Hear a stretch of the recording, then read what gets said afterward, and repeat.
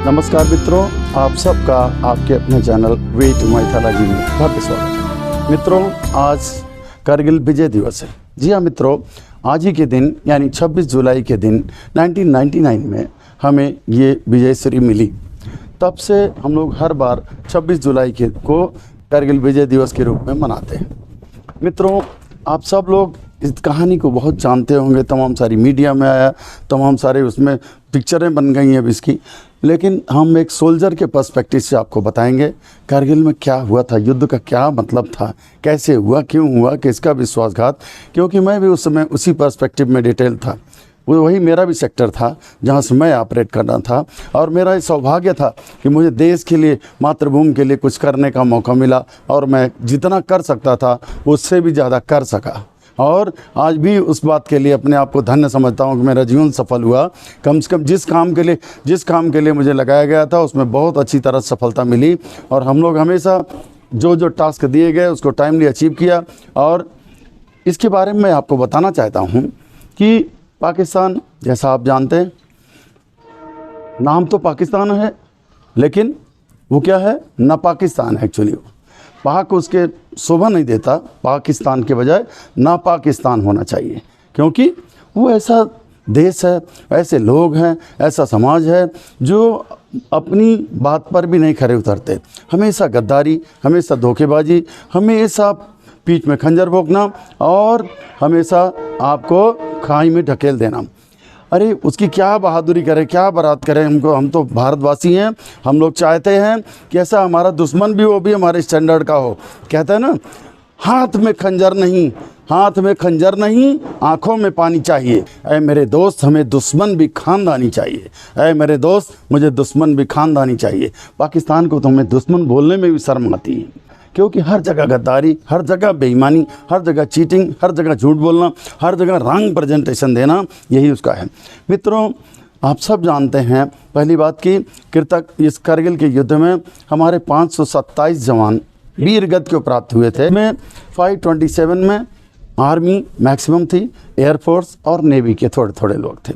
ये 527 लोग गए। जबकि पाकिस्तान का क्या हुआ, वो तो हमेशा झूठ बोलता है, उसके डाटा पे तो कभी विश्वास ही नहीं किया जा सकता। वो हमेशा जो यूएन में रिपोर्टेड फिगर है वो 3000 बोलता है, जबकि मैं कहता हूँ कि कम से कम 30,000 तो मरे ही होंगे उनके। जो भी हो, हमसे कई गुना ज़्यादा उनकी डैमेज हुई, कई ज़्यादा उनकी प्रॉपर्टी गई, कई ज़्यादा गुना हमसे ज़्यादा उनका नुकसान हुआ हर तरह से। मित्रों, ऐसा हुआ जब 1998 में पोखरण में हमारा जो एटॉमिक टेस्टिंग हुई, हमारे तत्कालीन प्रधानमंत्री अटल बिहारी वाजपेयी जी थे और उनके सानिध्य में ये परीक्षण हुआ। और सब जगह से सारे देशों ने क्या किया, हमारे ऊपर बैन लगा दिया कि चाहे अमेरिका हो, चाहे रसिया हो, चाइना, बड़े बड़े देशों ने सब बैन लगा दिया कि किसी तरह से इंडिया को डाउन करना है। और सारी जगह विश्व में ये हो गया कि अब इंडिया जो है ऐसा हो गया, सुपर पावर हो गया, पाकिस्तान को सिक्योरिटी नहीं। दोनों मिल करके फिर अमेरिका का प्रेशर पड़ा कि तुम दोनों बात करो, पैरेलल पीस टॉक्स करो।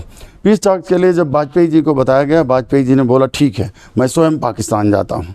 और मित्रों, ना कोई bullet proof jacket, security arrangement, सीधा बस में बैठ करके वाजपेयी जी तत्कालीन प्रधानमंत्री हमारे और अपने और भी सहयोगियों को लेकर, पार्लियामेंटेरियन सेक्रेटरी सबको लेकर के बस में चले गए सीधा इस्लामाबाद, दिल्ली से।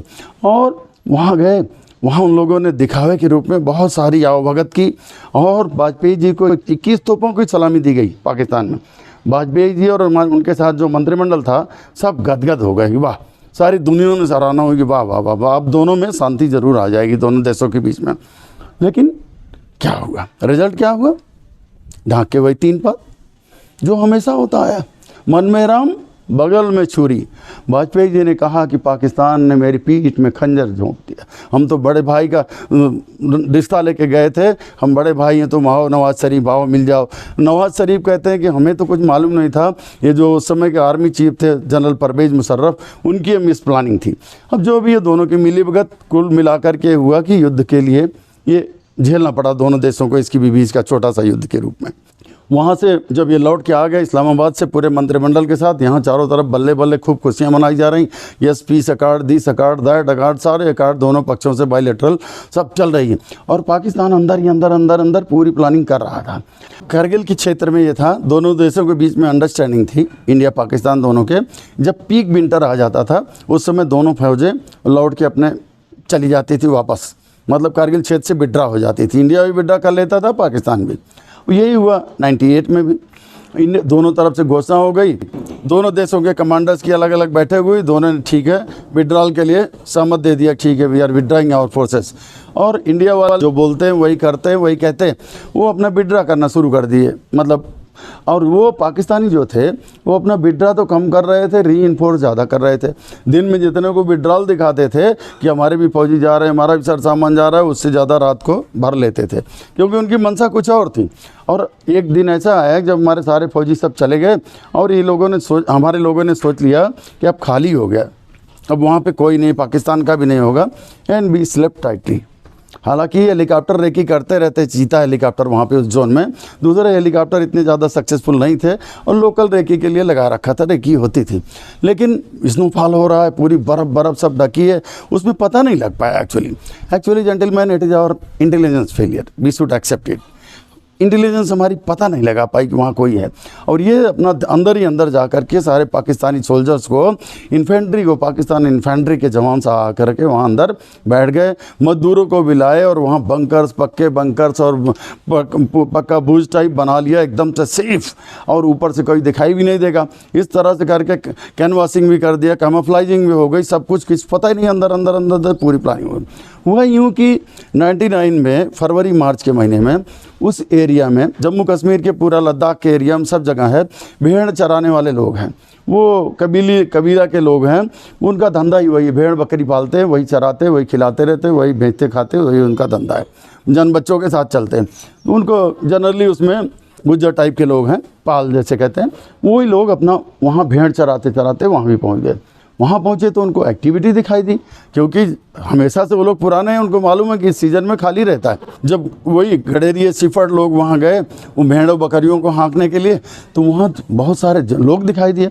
उन लोगों ने इनको बुला लिया, वो लोग सोचे कि कौन आ गए यहाँ, बुलाए तो इनको बहुत फटकार लगाई भेड़ वालों को कि तुम लोग आगे इधर से आओगे तुमको मार डालेंगे, तुमको आज ही मार डालेंगे। उन्होंने आपस में सलाह किया कि इनको मार डालते हैं, भेड़ बकरियाँ इनकी ले लेते हैं, लेकिन बाद में सोचा कि नहीं जाने दो, फिर आगे कहीं और हंगामा हो जाएगा।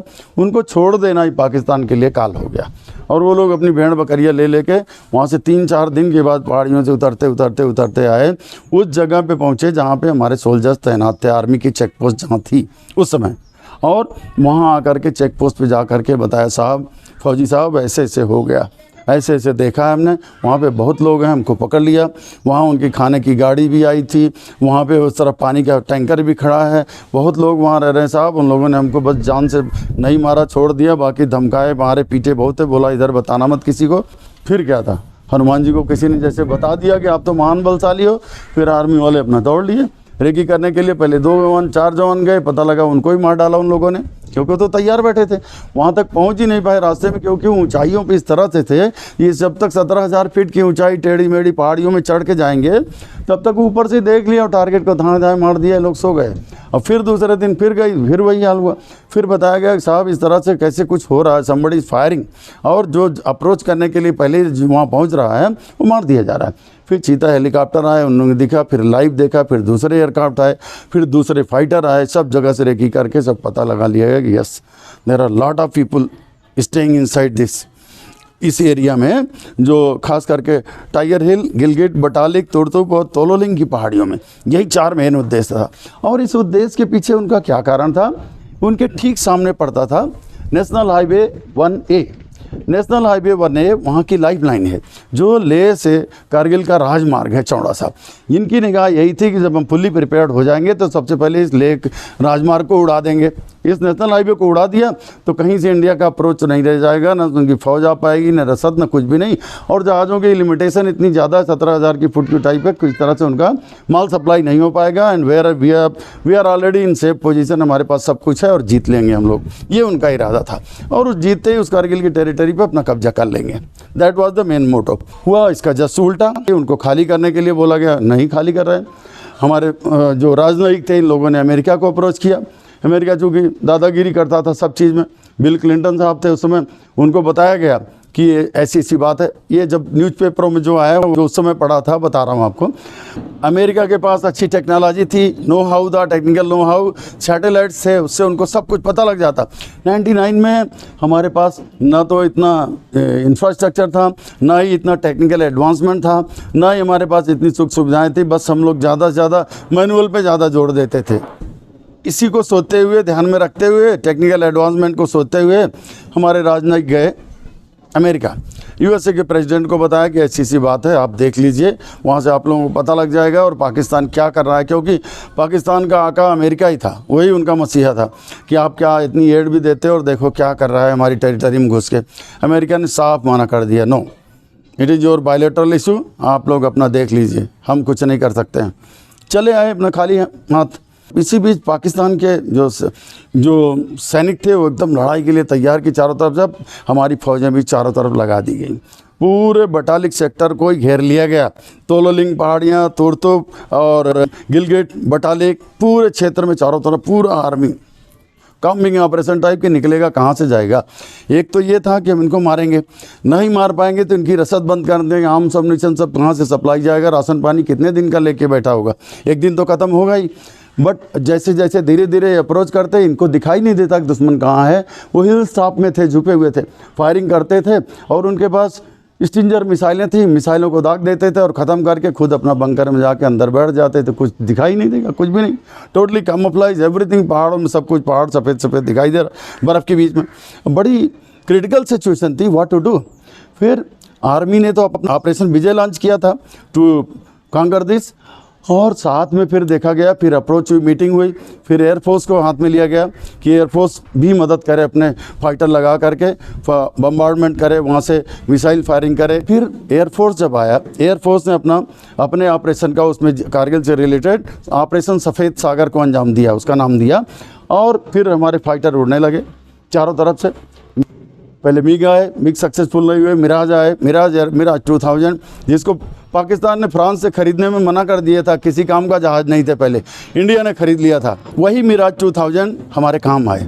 उन लोगों ने सब कुछ पूरा रेकी करके सब पता लगा लिया कि इतने बंकर कहाँ हैं, कैसे क्या हो रहा है, कैसे कैसे, एवरीथिंग वाज प्लान। इसमें हमारे 2 एयरक्राफ्ट भी गए, एक फाइटर और एक हेलीकॉप्टर एयरक्राफ्ट भी हमारा चला गया, उनकी क्रू भी मारे गए। नचिकेता का नाम आपने सुना ही होगा, उनका भी जहाज़ ऐसे ही हुआ, उन लोगों को भी मार दिया गया। मतलब इजेक्शन के बाद भी उनके ऊपर इतने शूट किए गए, इतने फायर किए गए कि ज़मीन पर उनकी बॉडी आते आते पता लगा कि हवा में जैसे उड़ जाए। 30, 35, 40 राउंड लग चुके थे।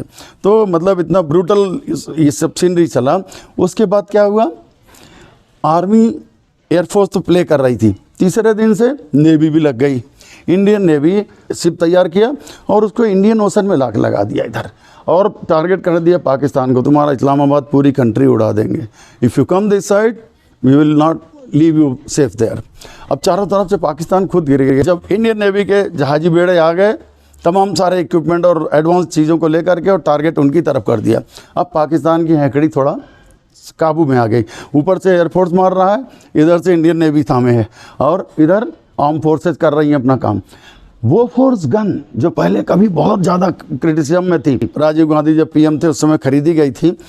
पॉलिटिक्स में we don't want to go into politics, what was and where was, how was, it was done, but उसकी जो एफिशिएंसी थी वो उसी कारगिल युद्ध में पता चली कि it was so nice weapon. जो इतना अच्छा वेपन था, उन पहाड़ियों में मोस्ट सक्सेसफुल वेपन वही घूम घूम के तोपे 20 किलोमीटर तक मारती थी। सबसे ज़्यादा सक्सेसफुल वेपन वही रहा था, वो फोर्स गन।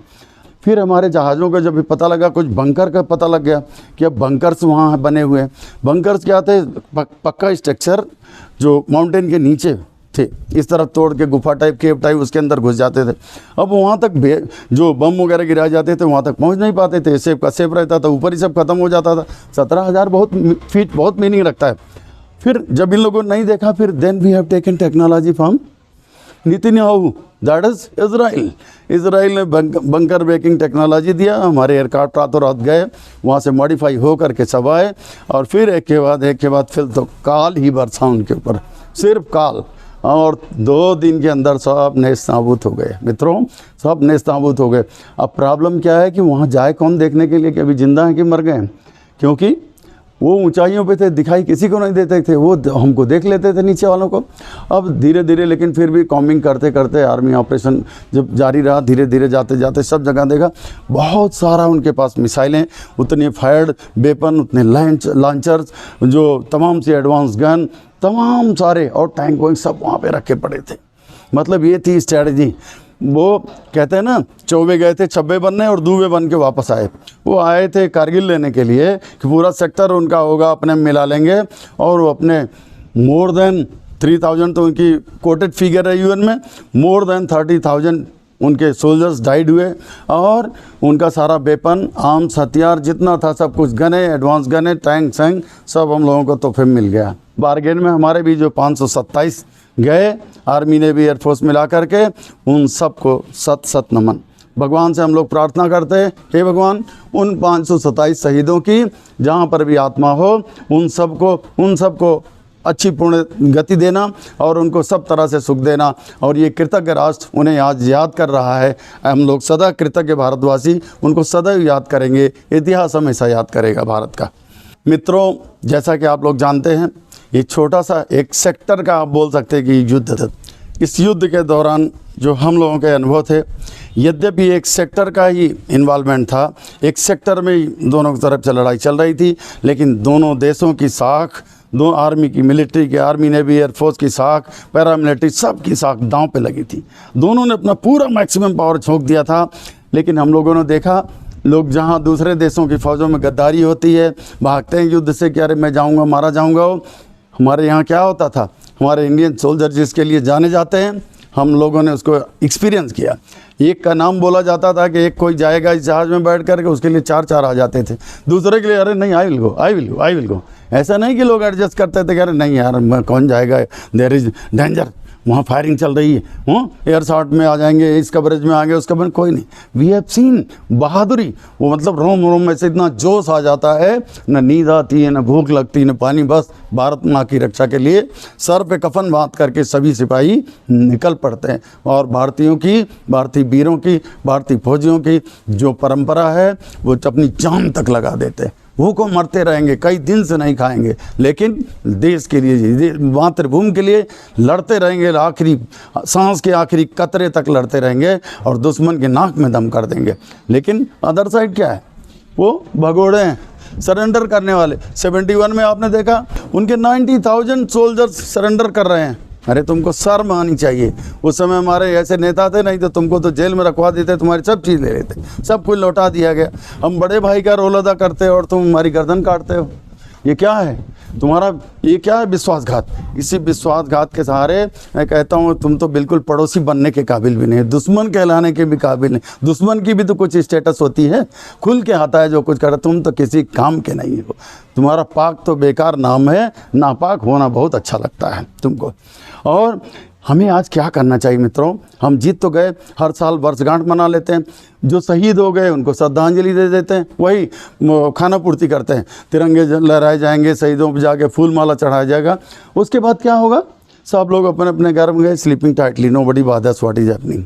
जो उनके पीछे जो लोग छूट गए, उन शहीदों के पीछे उनके परिवार, माता पिता, बाल बच्चे जो भी हैं, उनकी देख रेख हमको करना। यद्यपि हमारी सरकारों ने, केंद्र सरकार ने और राज्य सरकारों ने बहुत कुछ किया, सिविलियन बॉडीज़ में, ऑटोनोमस बॉडीज़ ने भी बहुत कुछ किया इनके लिए, लेकिन फिर भी एक सपोर्ट चाहिए। जिन्होंने अपनी जान की कुर्बानी दे दी, उनके लिए देखना चाहिए। और जो उसमें भाग लिए, जो उस युद्ध यज्ञ में, करगिल युद्ध यज्ञ में, वो उसमें जो बच गए, हमारे जैसे लोग जो बचे, जो शहीद होने का जिनको मौका नहीं दिया, मातृभूमि ने हमारी आहुतियाँ नहीं लिया, उस समय ज़रूरत नहीं पड़ी कि बेटा तू और सर्व कर।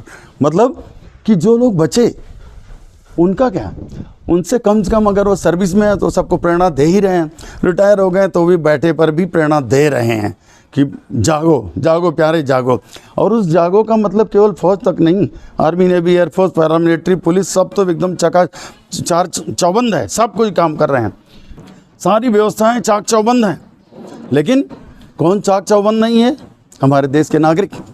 मित्रों, हम सब हिंदू, मुसलमान, सिख, ईसाई, बौद्ध, जैन, पारसी बाद में हैं, पहले हम क्या हैं? हिंदुस्तानी। हिंदुस्तान की जय। अगर हिंदुस्तान रहेगा तभी हमारे फंडामेंटल रह ही जाएंगे, तभी हमारा गुरुद्वारा रहेगा, तभी हमारे मंदिर रहेंगे, तभी मस्जिद रहेंगे। गुलामी आप क्या जानते नहीं हो क्या? पहले मुग़लों की गुलामी, फिर 200 साल तक करीब अंग्रेज़ों की गुलामी। कितना मुश्किल था, ऐसे बूट से मारते थे, कुचल देते थे, माताओं बहनों को पकड़ के उनकी इज्जत पे उछाली जाती थी, बहरे बाज़ार में सारा कुछ होता था। क्या आपको गुलामी से पेट भरा नहीं? वो फिर गुलामी आ जाएगी अगर आप लोग आपस में मतभेद रखोगे, धर्म के नाम पे, जात के नाम पे, संप्रदाय के नाम पे, भाषा के नाम पे, फिर वही चीज़ हो गई। इसलिए मैं सबसे आप लोगों से अनुरोध करता हूँ, सभी देशवासियों से, जब सब आपस में लड़ते झगड़ते बोलते चालते रहिए जैसे कर रहे हैं, लेकिन जहाँ देश का इशू आता है, where country stand, Bharat, motherland India, we united, सब लोग एक हो जाओ। धर्म, जाति, संप्रदाय, भाषा, राजनीति, पार्टी, बीजेपी, कांग्रेस, सब this has got no meaning when a situation comes. एक एग्जाम्पल आप लीजिए नेतन्याहू से, उनकी फोर्सेस इजराइल में सबसे लड़ रही थी, वहाँ पे भी अपोजिशन है, लेकिन मारा इन्होंने सब तरह गाजा पट्टी सबको उड़ा दिया। सारे पॉलिटिशियन एक साथ एक ही स्वर में बोल रहे थे। अपने यहाँ क्या होता है, उधर उड़ाया जाएगा, एयर स्ट्राइक की जाएगी उनको मारने के लिए, इधर उड़ाया जाएगा कि उसका सबूत दे दो, उसका ये कर दो, उसका वो कर दो। ऐसा नहीं होना चाहिए। देश हित के लिए सब एक हैं, देश से बड़ा कुछ भी नहीं है। चाहे जिस भी धर्म, जात, वेश, संप्रदाय, भाषा के आप हैं, सबसे पहले भारत माता। यही चीज़ ध्यान रखिए। अगर हम सब जितने नागरिक हैं सब लोग मिलकर रहें, और जहाँ तक देश की बात आए सिक्योरिटी की, सब लोग यूनाइटेड रहें, एक साथ रहें। और कहीं भी अगर देशद्रोही एंगल कहीं किसी नज़रिए से पनपता है तो उसे हम लोग साधारण नागरिक भी उसका विरोध करें। अगर खुद नहीं विरोध कर सकते, कम से कम पुलिस को बताएं, मिलिट्री को, आर्मी, नेवी को, सब सफिशिएंट इक्विप्ड हैं सब लोग they will take care of that. ये बहुत ज़रूरी है। सबके अंदर वो दिमाग आना चाहिए। कश्मीर, पंजाब, ये वो सारे सब ऑर्गेनाइजेशन, सारी चीज़ें बात की हैं। पहले अगर आप बचोगे तो, जब गुलाम हो गए तो दैट्स इट, ख़त्म। इसलिए क्योंकि आज़ादी हमको बहुत मशक्क़त से मिली है, लाखों लोगों ने अपने प्राण गंवाए हैं, तब भारत आज़ाद हुआ है। कहने को कहा जाता है दे दी हमें आज़ादी बिना खड्ग बिना डाल। जी नहीं जी, हजारों लोग मरे हैं, हजारों मरे, कितने शहीद हुए, कितने क्रांतिकारी के रूप में पकड़े गए, तब मरे गए, तब ये आज़ादी आई है। इसलिए हमको आज़ादी जो अनमोल है, जो हमें मिली है तोहफे में, उसे मित्रों बना के रखना है और अपनी नेक्स्ट जनरेशन को पास करते जाएं हम लोग। और पाकिस्तान को एक वार्निंग ज़रूर है, तुम हमारे ही भाई हो, पाकिस्तानी हो तो क्या हुआ, बिफोर 1947 इंडिया, पाकिस्तान, बांग्लादेश सब एक ही तो देश था, भारतवर्ष था, हिंदुस्तान ही था। तो आप हमारे ही भाई हो, चाहे बांग्लादेश में बैठे हो चाहे पाकिस्तान में हो। इतना तो समझो यारो कि कम से कम आपस में लड़ाई करके आज तक किसी का किला नहीं बना। जो मोहब्बत से, प्यार से बन सकता है, वफादारी से बन सकता है नहीं। और जीत आपको कभी आपके मुंह नहीं लगी। किसी भी युद्ध में आपने 3 बार देख लिया, कारगिल का अलग से देख लिया, हर बार आपको मुँह की खानी पड़ती। आपके लिए सिर्फ 2 लाइनें हैं मेरे पड़ोसी देशवासियों। दूध मांगोगे, हम लोग मेहमान नवाज देश है भारतवर्ष, हम लोग अतिथि का सम्मान करते हैं। मित्र देवो भव, अतिथि देवो भव। जो मेहमान जो हमारा होता है वो जान से प्यारा होता है। और मित्रों, आपके स्वागत में दूध मांगोगे तो खीर देंगे, दूध मांगोगे तो खीर देंगे, कश्मीर मांगोगे तो चीर देंगे। और आप जानते हैं हमारा भारत विश्वगुरु रहा है, विश्वगुरु रहा है। तो हम सब जगह हम क्या फॉलो करते हैं, किसी देश की हमने आज तक 1 इंच ज़मीन नहीं हड़पी है और न कभी हड़पने का इरादा रखते हैं। इतनी नेक नियत रहते हैं और वसुधैव कुटुम्बकम का में विश्वास रखते हैं। सारी दुनिया हमारा एक परिवार है। इंडिया पीसफुल कंट्री है, पीस चाहता है, लेकिन अगर आप परेशान करोगे, बर्दाश्त करोगे तो हम आग भी निकालना जानते हैं। इसलिए अपनी लिमिट में आप रहिए, अपनी लिमिट में हम रह रहे हैं।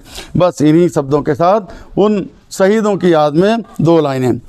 शहीदों की चिताओं पर लगेंगे हर बरस मेले, वतन पर मरने वालों का यही बाकी निशान होगा, यही बाकी निशान।